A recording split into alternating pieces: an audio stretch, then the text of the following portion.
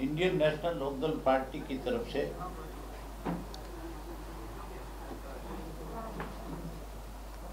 हम सरकार की इस बात के लिए निंदा करते हैं कि करनाल के अंदर जिस तरह से पुलिस ने जाकर के आईटीआई के प्रांगण में जो बच्चे बिल्कुल शांत प्रिय ढंग से स्टाफ के साथ बैठे थे,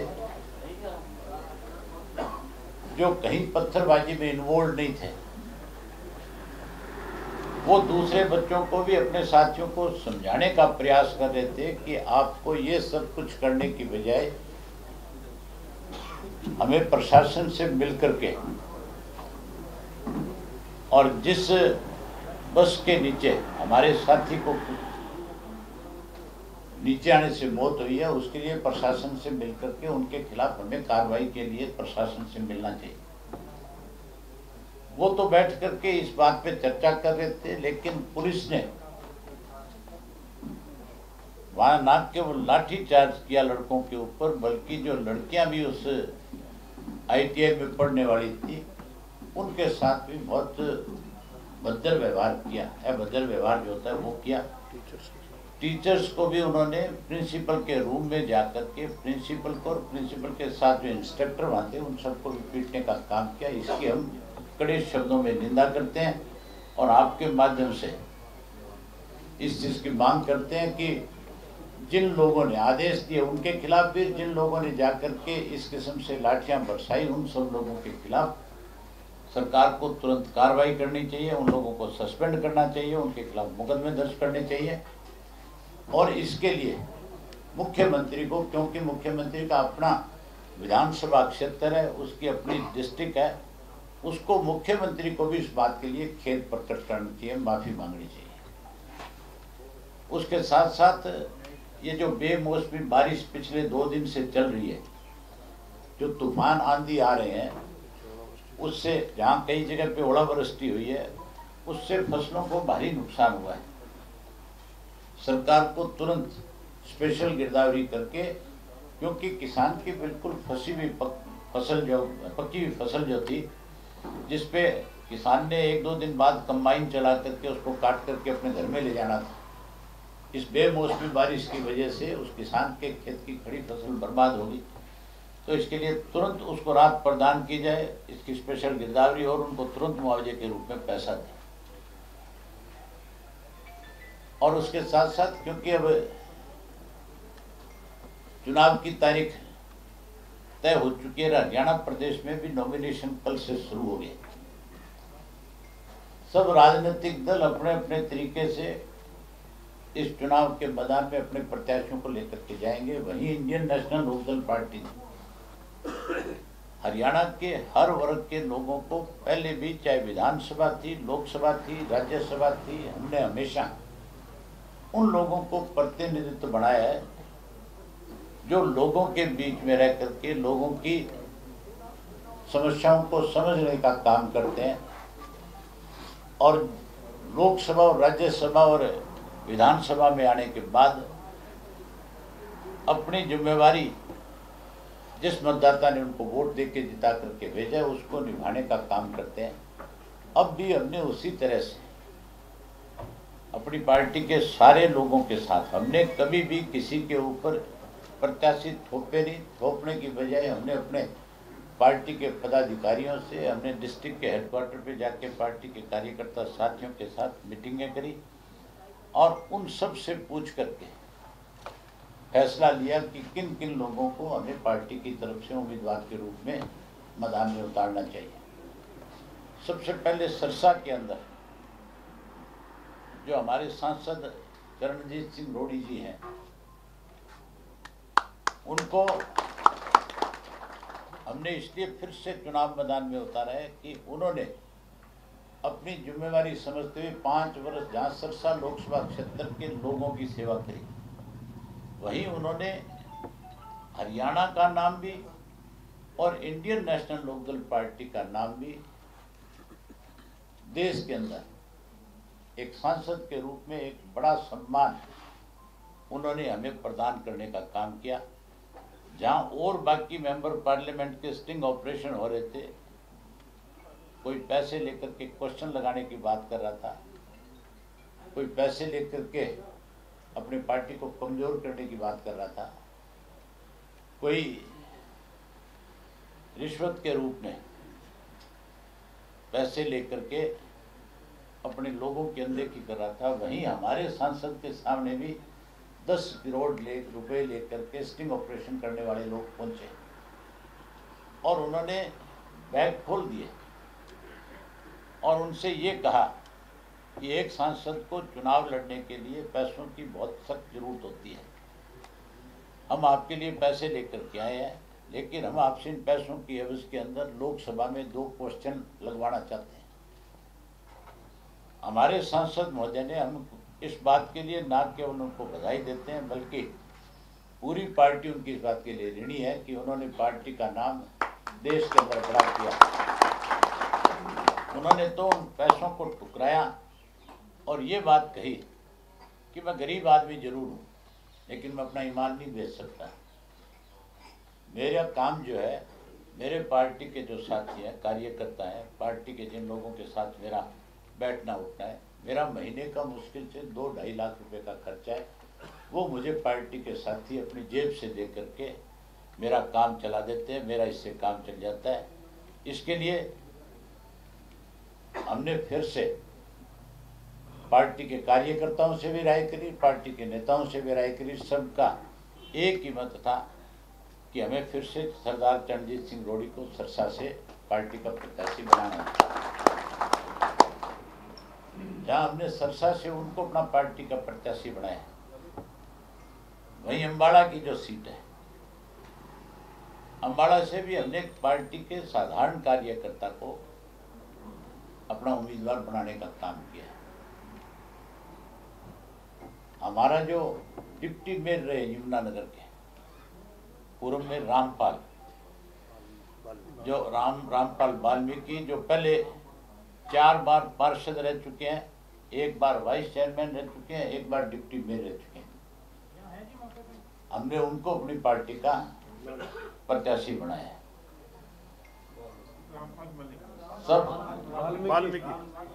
हमने अम्बाड़ा के साथियों से भी विचार विमर्श किया, अम्बाड़ा के साथ साथ यमुनानगर के सब साथियों से विचार विमर्श किया, पंचकुला के सारे साथियों से विचार विमर्श किया। हमने जहाँ पंचकुला के हमारे जिला के अध्यक्ष और उनकी पूरी टीम प्रदीप जी से सारी बातें करी, वहीं अम्बाड़ा के शीशपाल झंडेरी जी हमारे जो प्रधान है, उनसे सारे वहाँ के हल्का के अध्यक्ष उनसे भी बात करी। अम्बाड़ा के अपने यमुनानगर के जिला के अध्यक्ष और दूसरे जो साथी, उन सबसे विचार विमर्श के बाद ये फैसला लिया प्रत्याशी बना करके चुनाव मैदान में लाया जाए। वहीं उसके साथ साथ करनाल जो लोकसभा क्षेत्र है, उस करनाल लोकसभा क्षेत्र से भी पार्टी के सारे साथियों से हमने विचार विमर्श करके फैसला लिया। हमारे पार्टी के असंध विधानसभा क्षेत्र के हल्का के अध्यक्ष हैं, उनके फादर फ्रीडम फाइटर रहे हैं और चौधरी देवीलाल के साथ उन्होंने राजनीतिक तौर पे जहाँ सक्रिय होकर के पार्टी और संगठन को मजबूत किया, वहीं सामाजिक व्यक्ति के रूप में भी उनका एक बहुत बड़ा नाम है। और खुद जो है धर्मवीर पाड़ा जी जो हमारे प्रत्याशी हैं, वो स्वयं भी समाज सेवी भी हैं, स्वयं समाज सेवी हैं, और उसके साथ साथ उन्होंने संगठन को मजबूत बनाने में पार्टी की तरफ से जो जिम्मेवारी उनको दी गई है, उस जिम्मेवारी को उन्होंने हमेशा बेखूबी ढंग से निभाने का काम किया। पाडा गांव है, धर्मवीर नाम है उनका।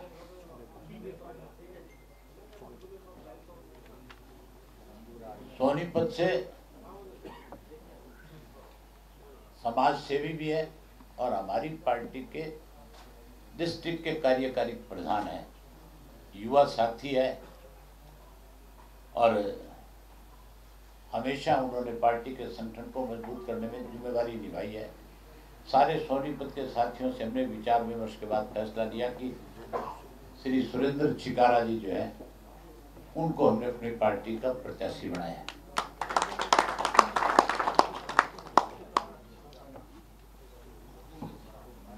हिसार की सीट को बड़ा हॉट सीट माना जाता है और हिसार की सीट को लेकर के अलग अलग प्रतिक्रियाएं सब लोगों की आती है कि हिसार में अब की बार बड़ा दिलचस्प मुकाबला होगा, जहां कुछ लोगों का राजनीतिक अस्तित्व दांव पे लगा हुआ, जहां कई सर्वाइव करने की कोशिश में है, जिनका विघटन 100% इस चुनाव में पक्का है। वहीं हमने अपने पार्टी के सारे साथियों से विचार विमर्श किया। एक ऐसे साथी को, एक साधारण कार्यकर्ता को हमने फिर चुनाव मैदान में लाने का काम किया है, जो लगातार किसान संगठन के साथ जुड़ा रहा है, जिसने अपने पढ़ाई के जीवन से राजनीति शुरू करके किसान संगठन में काम किया और किसान की कोई भी दिक्कत आई, चाहे उसकी फसल को लेकर के आई, चाहे उसके जमीन के मुआवजे को लेकर के आई, चाहे कोई फसल खराब होने की वजह से, ओलावृष्टि से, कोई सूखा पड़ने से किसान को धरना देना पड़ा उसके लिए, और चाहे किसान के ऊपर सरकार ने कम भाव दे करके लूटने की कोशिश करी उस वक्त में, और उसके साथ साथ पूरे प्रदेश भर के अंदर जाट आरक्षण आंदोलन जब चल रहा था तो बड़ी सक्रिय भूमिका निभाने वाले हमारी पार्टी के पुराने साथी हैं सुरेश कोथ गांव है उनका,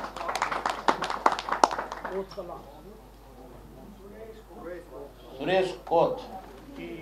हमने किसान का प्रतिनिधित्व कर के लोकसभा में जाकर के इसके लिए फैसला लिया कि किसानों के समस्याओं को समझने वाली व्यक्ति को भी अब की बार हमें चुनाव मैदान में उतारना चाहिए, ताकि ऐसे लोग अगर लोकसभा में चुन करके जाएंगे तो 100% मान के चलो, क्योंकि वो किसान की छोटी से छोटी समस्या को अच्छे से जानते हैं। उन्होंने उन समस्याओं के साथ जूझने का काम किया, उन्होंने उनके लिए लड़ने का काम किया। इसके लिए सब हिसार के साथी आज हमारे यहाँ आए हुए हैं। पहले भी हमने डिस्ट्रिक्ट हेडक्वार्टर पे जाके चर्चा करी है और सबकी एक ही राय बनी कि इन्हीं को उम्मीदवार बनाया जाए, ताकि किसानों का भी प्रतिनिधित्व लोकसभा में हो। उसके साथ साथ फरीदाबाद से हमारे पार्टी के प्रदेश के सचिव हैं, पूर्व में जिला अध्यक्ष रहे हैं, वो भी समाज सेवी भी है, श्री महेंद्र सिंह चौहान जो है। हमने अपने फरीदाबाद के सब लोगों से, पलवल के सब साथियों से विचार विमर्श के बाद फैसला किया है कि अब की बार महेंद्र सिंह चौहान को यहाँ से चुनाव मैदान में उतारा जाए। 4 जो शेष सीटें हैं, कुरुक्षेत्र है, कुरुक्षेत्र के साथ रोहतक है, महेंद्रगढ़ है और गुड़गामा है। इन 4 सीटों के ऊपर हम एक बार फिर परसों चौटाला साहब से मिलेंगे और मिलकर के उनसे फिर दोबारा चर्चा करनी चाहिए, और दोबारा चर्चा करके अशोक अरोड़ा जी, रामपाल माजरा जी की जिम्मेवारी लगाएंगे कि दोनों जाकर के उनसे मिलेंगे और ये उनसे दोबारा विचार विमर्श करके परसों के दिन उन 4 सीटों की घोषणा भी एक साथ करने का काम करेंगे।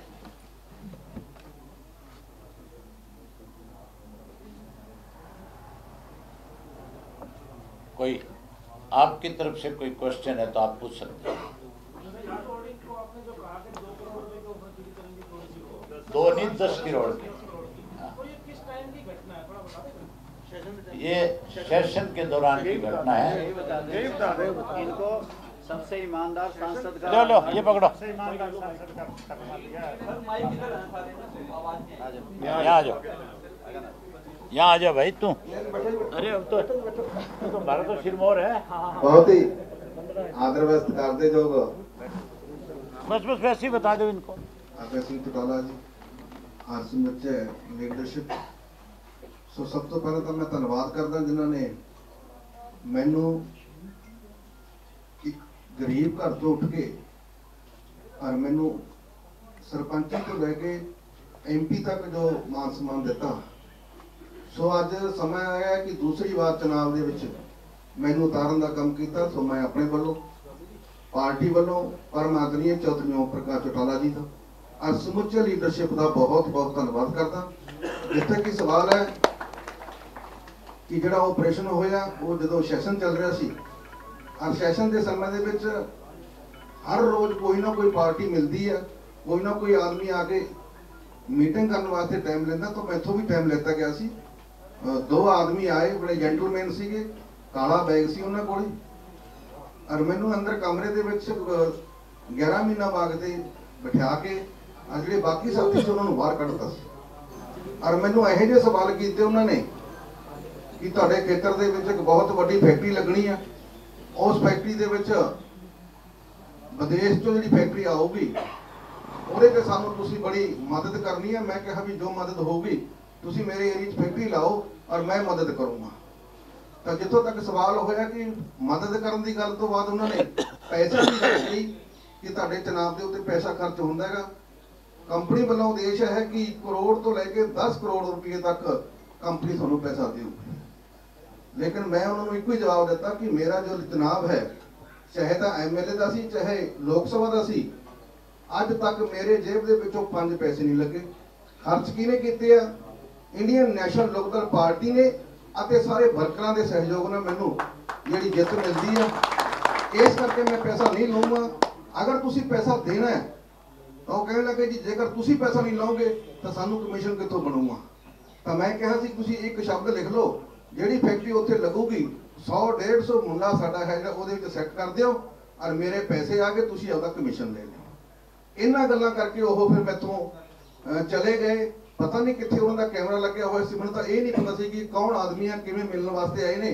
मैं तां नॉर्मली समझिया भी नॉर्मल है, पर जदों आ हुण 5 तरीक नूं जिहड़ी CD वो लॉन्च हुई है उदों पता लग्या कि वो आदमी सी जिहड़े मैनूं 10 करोड़ रुपये तक ऑफर करके गए सी।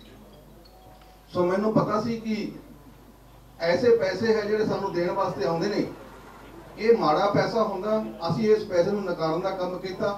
सो जिथे पार्टी का नाम उच्चा होया उत्थे हरियाणे का सरसा का नाम भी उच्चा होया।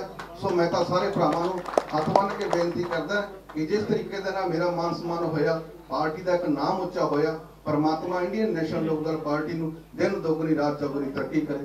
तुहाडी आए सन दा बहुत बहुत धन्नवाद। वाहिगुरू जी का खालसा, वाहिगुरू जी की फतेह। हाँ, बैग लेके आए सी, जेब खोली जिवें आपां तूड़ी रोलदे ना इस करके पैसा दिखाया। 2-2 हज़ार के नोट सी, 2-2 हज़ार के नोट सीगे भी किसी तरीके दे नाल मतलब नजर पै जाए तो अपना मंग लवे। लेकिन मैं एक ही गल कही सी कि पैसा मेरे लगता ही नहीं। इंडियन नैशनल लोकदल पार्टी का वर्कर ही पैसा खर्च करता, पार्टी भी पैसा खर्च करती है और वर्कर अपनी जेब से पैसा खर्च करता। मैं तो 1-2 लाख रुपया लाना, वो भी अपनी गड्डी से तेल पाना, दूसरी गड्डी से तेल नहीं कदे पाया। बहुत धन्यवाद। ये बाकी के 4 कैंडिडेट जी, इस पे क्या विपक्षी पार्टियों की भी आप देखेंगे स्ट्रेटजी उसके हिसाब से? हमने अपने सारे साथियों से आज विचार किया।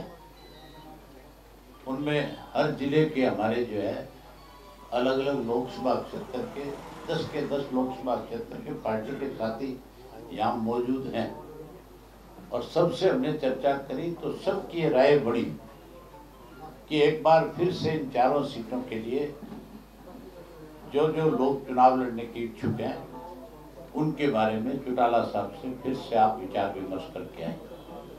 इसकी जिम्मेवारी रामपाल माजरा जी की और अशोक अरोड़ा जी की हमने लगाई है। ये दोनों जाएंगे, कल उनसे मिलेंगे, परसों हम अपने 4 उम्मीदवारों की घोषणा भी कर देंगे। हमने युवा तो एक ऑलरेडी जो सोनीपत की सीट है वो युवा साथी भी है, उसकी उम्र 40 वर्ष से कम है, तो हमने युवा को टिकट दी है। कहीं महिला को भी कंसीडर किया जा सकता है।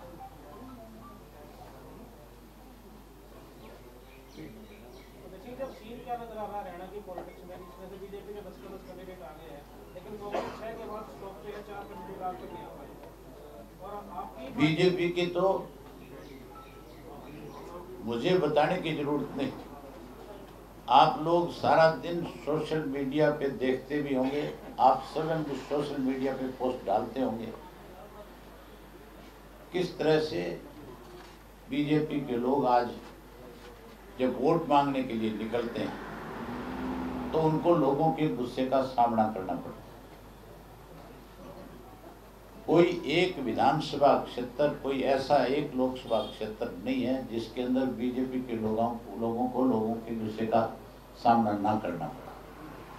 कहीं लोग काले झंडों से स्वागत कर रहे हैं, कहीं लोग सवाल और जवाब पूछ करके उनको उनके 5 वर्ष के कार्यकाल की याद दिलाने का काम करते हैं।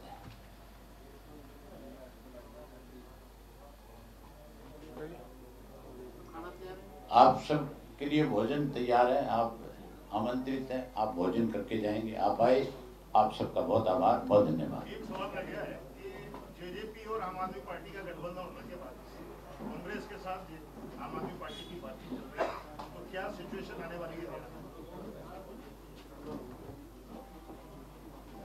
जिन लोगों को अब तक जमीन तलाशने में इतना टाइम लग गया, उनकी हालत कैसी होगी ये मुझे बताने की जरूरत नहीं। इसका फैसला प्रदेश की जनता 12 तारीख को जो वोट डालेगी तो 100% कर देगी।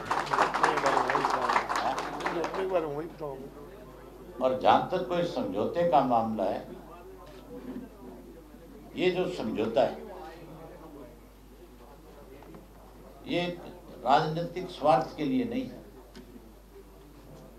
ये कोई राजनीतिक ताकत बढ़ने के लिए नहीं, ये कांग्रेस और बीजेपी को सत्ता से बाहर करने के लिए भी नहीं है। ये समझौता तो केवल चौधरी ओम प्रकाश चौटाला को कैसे जेल की सलाखों के पीछे रखा जा सके इसके लिए है। और ये जो समझौता हुआ है इससे हरियाणा प्रदेश का हर किसान जो खेती करने वाला है उस किसान के साथ एक बड़ा धोखा है। आप पार्टी के जो संयोजक हैं, जो दिल्ली के मुख्यमंत्री अरविंद केजरीवाल, उन्होंने पंजाब के अपने मैनिफेस्टो में ये बात लिखी है कि अगर हमारी पंजाब में सरकार बनती है तो पंजाब से एक बूंद पानी किसी दूसरे राज्य को नहीं दिया जाएगा। ये तो हमारे यहाँ भारतीय जनता पार्टी की जो सरकार है वो कमजोर लोगों के हाथ में है। और ये बात आज नहीं पहले दिन से कही जा रही है कि नेतृत्व जो है, ये ठीक है कि सरकार बीजेपी की बन गई, लेकिन ऐसी सरकार बनी है जिसने हरियाणा प्रदेश को समय समय के ऊपर देश और दुनिया में बदनाम किया है। वहीं हरियाणा प्रदेश की जब अनदेखी पंजाब के लोग कर रहे थे, जब हमारी SYL नहर के ऊपर निर्णय सुप्रीम कोर्ट से आ गया था और उस निर्णय को लागू करवाने में सरकार विफल हो गई, कमजोर पड़ गई, तो ऐसे लोगों के हौसले बढ़ गए। अगर हमारी सरकार हरियाणा प्रदेश में सुप्रीम कोर्ट के फैसले के समय में आज होती तो 100% दिल्ली के मुख्यमंत्री ने जो अपने मैनिफेस्टो में लिखा था, मुनक हेड से गेट बंद करके उस मुख्यमंत्री को नाक रगड़वा करके और माफी मंगवाते कि पहले इस बात के लिए माफी मांगो, फिर पानी दिल्ली को देंगे। और हमारी सरकार बनने के बाद ये हमारा फैसला है कि हर हालत के अंदर हम SYL नहर का पानी जो है वो लेंगे, सुप्रीम कोर्ट के फैसले को लागू कराएंगे। इसके लिए चाहे मुड़ से नहर बंद करनी पड़े, चाहे पंजाब के साथ लगती हुई हरियाणा की सारी सीमाओं को सील करना। चुनाव के समय में दल बदलूं को किस तरह देखते हैं? जो दल बदलते रहते हैं चुनाव के मौसम में, उसको आप किस तरह? हरियाणा में आया राम गया राम कोई नई बात नहीं है। इस देश में शुरुआत यहीं से हुई है, लेकिन जिस किसी ने भी दल बदले हैं उनका राजनीतिक भविष्य खत्म हुआ है। अब भी जो लोग कहीं दल बदल करके गए हैं उन लोगों को राजनीतिक भविष्य पे पहले से ही क्वेश्चन मार्क लग गए। और 100% लोकसभा के बाद विधानसभा के चुनाव के बाद ना लोकसभा का दरवाजा देखेंगे और ना ये विधानसभा में पहुंच पाएंगे। अकाली दल और भाजपा के गठबंधन को किस तरह देखते हैं आप? क्योंकि वो हमेशा विरोध करते हैं। जैसा आम आदमी पार्टी का और जेजेपी का गठबंधन है, वो भी उसी तरह का अकाली दल का और बीजेपी का गठबंधन है। अकाली दल ने तो सबसे पहले विरोध किया था। हमारा और अकाली दल का आपस में राजनीतिक गठबंधन था। हमारा बादल साहब के परिवार के साथ आज भी पारिवारिक संबंध है और हमने बड़े खुल करके ये बात कही है कि हमारा पारिवारिक संबंध हमेशा रहेगा, लेकिन कोई हरियाणा प्रदेश की अनदेखी करे हम उसको बर्दाश्त नहीं करेंगे। बीजेपी ने कहीं अपनी हार को सामने खड़ा देख करके हरियाणा प्रदेश के हितों को जिन लोगों ने अपनी विधानसभा के अंदर रेजुलेशन ला करके रोकने का काम किया, अगर वो उनके साथ हाथ मिलाते हैं तो हरियाणा की जनता उनको भी सबक 100% सिखाएगी। सर, आज आपने घोषणा की है सीटों की, 2 दिन पहले कार्रवाई की गई है ईडी के द्वारा, जिसमें आपके लिए भोजन तैयार है।